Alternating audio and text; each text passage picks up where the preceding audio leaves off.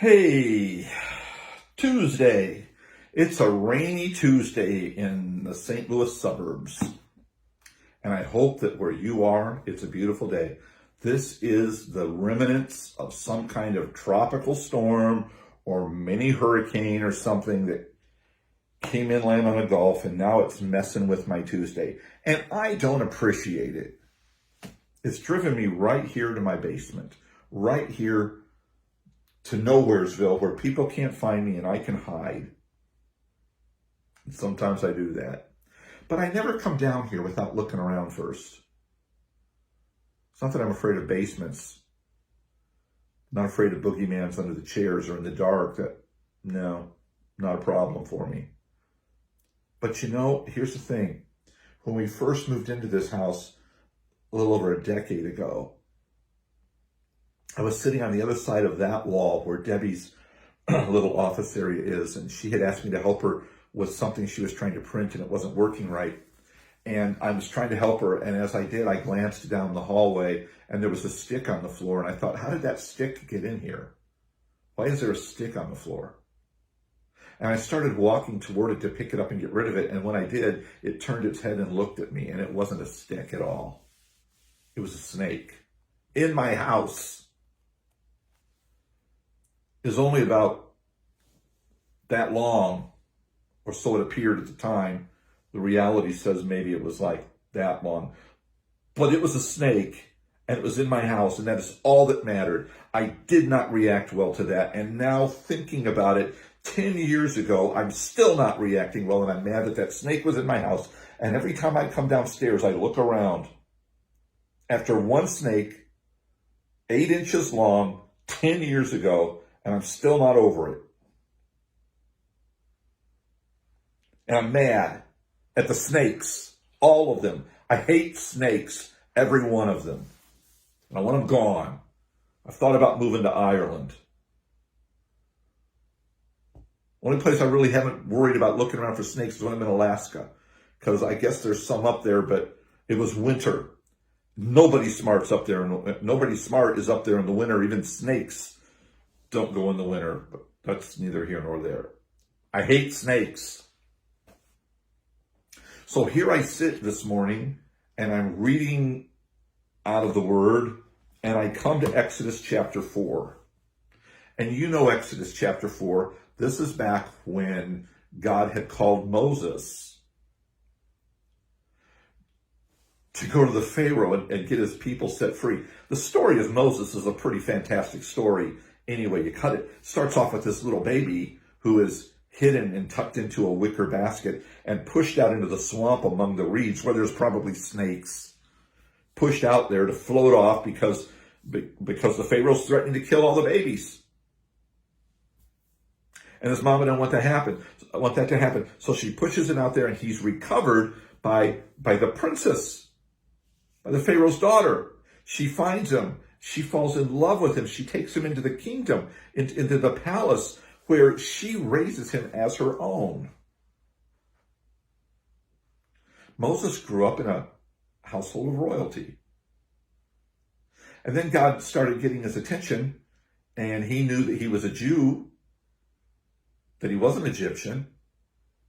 And God put a call out on his life. Now, there's a lot of other story around this, but God put a call on his life to be the one to go to the Pharaoh and say, let my people go. And when Moses gets there, when he gets that call from that burning bush, he doesn't want to go. Who would? You want to go to the Pharaoh and say, hey, me and my people, we're out of here. Sure, we grew up in your household. We're gone. You don't want to do that. And Moses didn't want to do that. But God told him, you do it anyway. And Moses asked, well, who do I say sent me? And God said, say I am has sent you, because there's no way to define me. I just am that I am. I love that. That is so cool. That'll preach.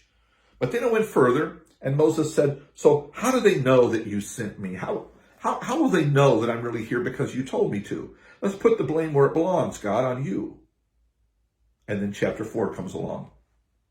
Chapter 4 of Exodus. Then Moses answered, but behold, they will not believe me or listen to my voice, For they will say, the Lord did not appear to you. The Lord said to him, what is that in your hand? Moses said, a staff. And he said, throw it on the ground.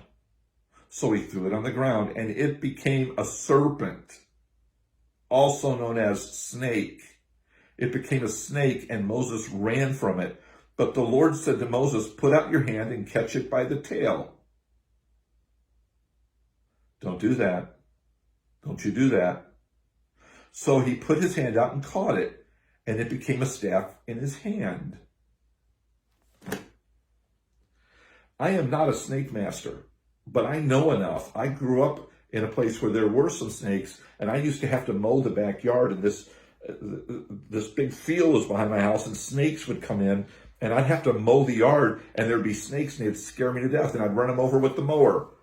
But I never grabbed one, especially by the tail, because if you grab them by the tail, they're going to swing around that little slimy body of theirs, and they're going to bite you, and they're going to kill you, and it's going to be horrible, and you're going to be dead.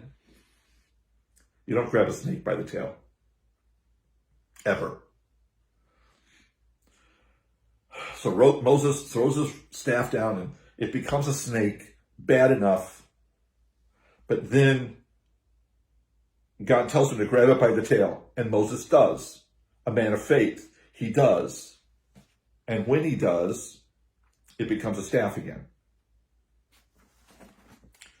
What can I say? It's in the book.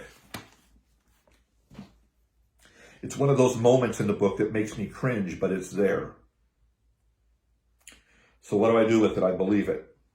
God has not told me to do that with any serpents, not real literal serpents. But here's what I'm thinking, and here's what I'm wondering.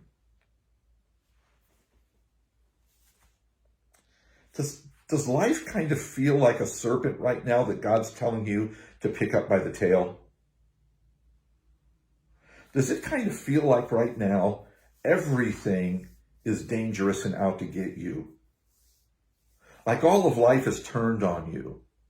Whether it's this virus that you can't see or hear or taste or smell or touch, but it's there and it can get you. Or is it society with all the wrinkles that we've got and all of the faults and flaws, and we could go on forever about it, and we're not going to, but you get it. Like, no place is safe. No place is all right. There's nowhere where you can just let down and rest. Life is like a serpent. And God is saying, engage with it anyway. Pick it up by the tail. Trust me. And I don't want to pick up no serpents by the tail, God. And sometimes I feel like that's what you're telling me to do. Maybe you're there.